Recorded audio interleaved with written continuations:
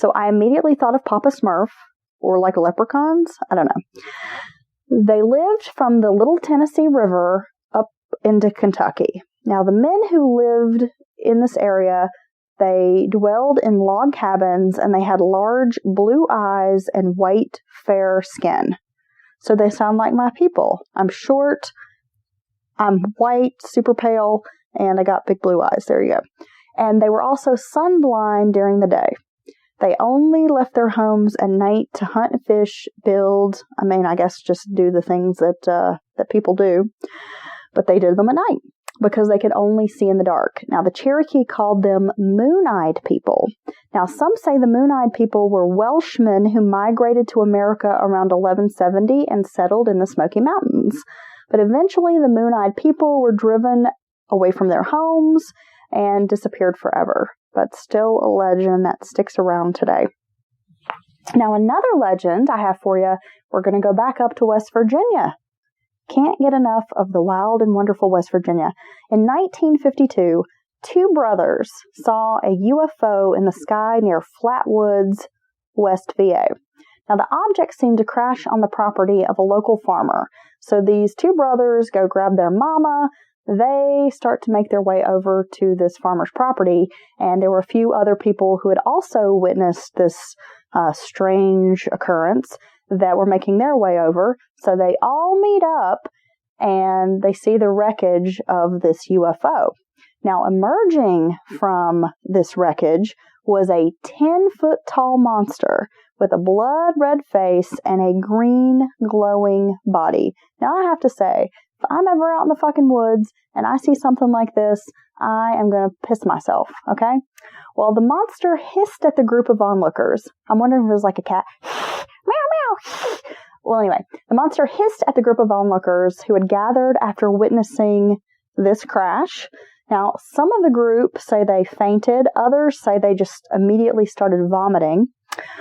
Well, eventually, they made their way into town, alerted the sheriff of what had happened. So several men with shotguns returned to the scene to find no sign of the UFO and no sign of the creature, but there were heat waves in the air and not much else, right? But what little evidence that they could find and gather, they sent to Washington, D.C.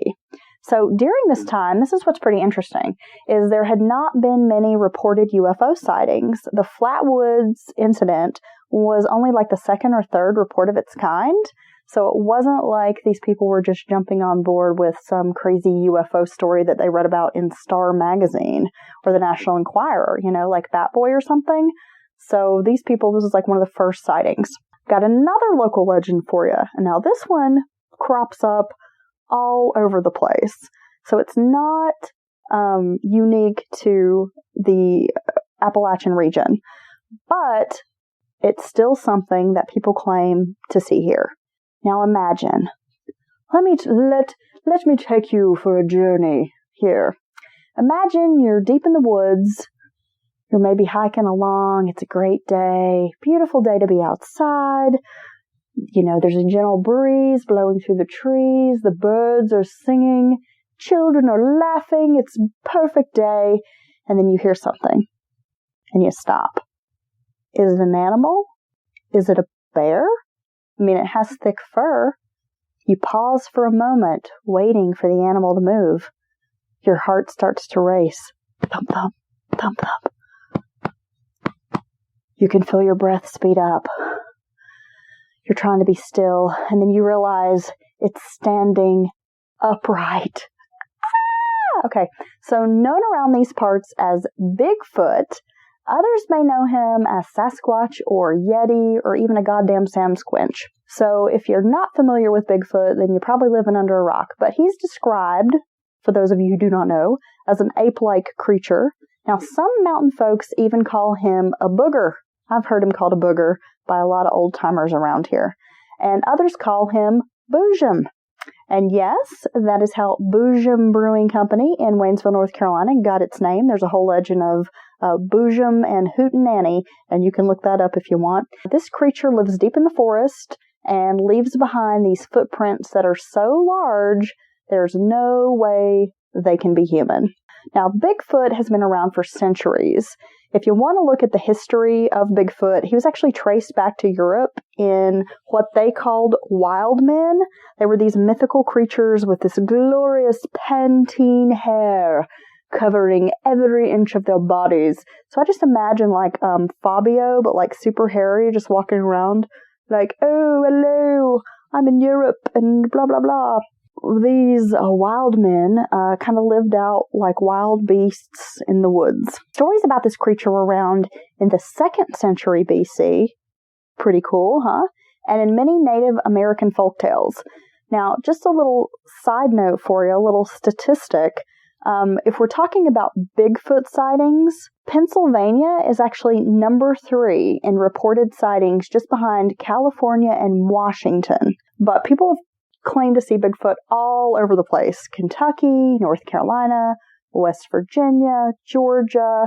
Daniel Boone even told tales of killing a 10-foot tall hairy giant he called a yahoo, a goddamn yahoo. Well, there's also reports of an Appalachian creature known as a dwayo. Now, have you heard of this before? Because I haven't, but I'm about to tell you. So, a dwayo stands between 7 to 9 feet tall, and they are said to look more like a half man, half wolf, and they have like a bushy tail. Now, this beast has been seen by like a lot of witnesses over the years. There have been cases of cattle mutilations that have been reported, and people claim to have seen this dwayo, just ripping up their cows. Now, here's another great name for you, the snarly yow. So, in southern Maryland, this creature, the snarly yow, is commonly seen as a big black dog with red eyes and jaggedy teeth.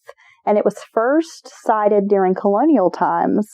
And apparently this big black dog, this snarly yow, liked to fuck with the colonists as they were on their horses. So it would like terrify the horses. The horse would in turn buck its rider. And when this would happen, then the dog would scurry away. So basically the dog just wanted these riders to get thrown off their horses. Another monster that's been reported in the Appalachian Mountains is called a snallygaster. What a fucking name, a snallygaster. I love all these cryptids. I mean, this is great. But this guy, the snallygaster, is like my worst nightmare, and I'll tell you why. He is part reptile, part bird. So like a fucking flying snake. Yeah, I don't think so, y'all. I do not like snakes. So this part reptile, part bird has a 25-foot wingspan and apparently like an alligator sort of head. Now, the appearance was traced back to 1730, the first sighting. Some German settlers claimed that this creature just terrorized them, terrorized their village, I guess was killing livestock, that kind of thing. And tales of this creature spread for years and years. At one point, the Smithsonian Institute offered a reward for the monster's skin. So if you could take out a snallygaster, they would pay you a large sum of money. This actually enticed U.S. President Theodore Roosevelt. He reportedly considered postponing an African safari to go hunt the monster after he found out that this reward was being offered. So I've never actually heard of a snallygaster, but apparently they're out there somewhere, just waiting in the wings to get you. Wahahaha.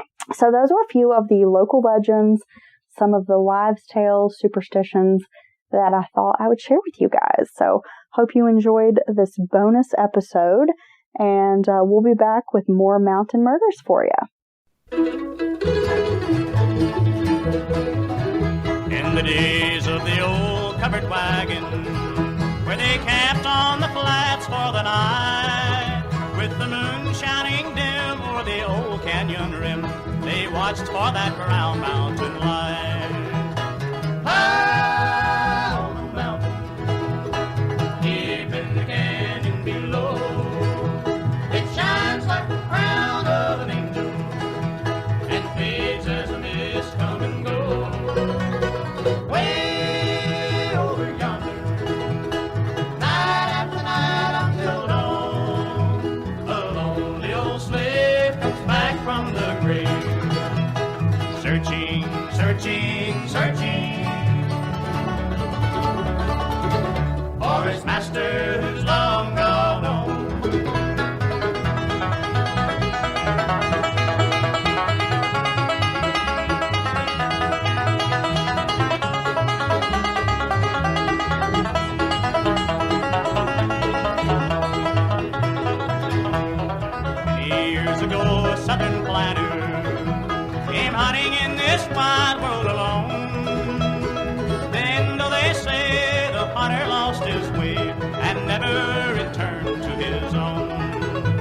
this trusting old slave brought a lantern and searched day and night, but in vain. Now the old slave has gone, but his spirit lingers on, and the lantern still casts its light. High on the mountain, deep in the canyon below, it shines like the crown of an angel and fades as the mist come and go. Way over yonder, night after night until dawn, a lonely old slave comes back from the grave, searching, searching, searching for his master.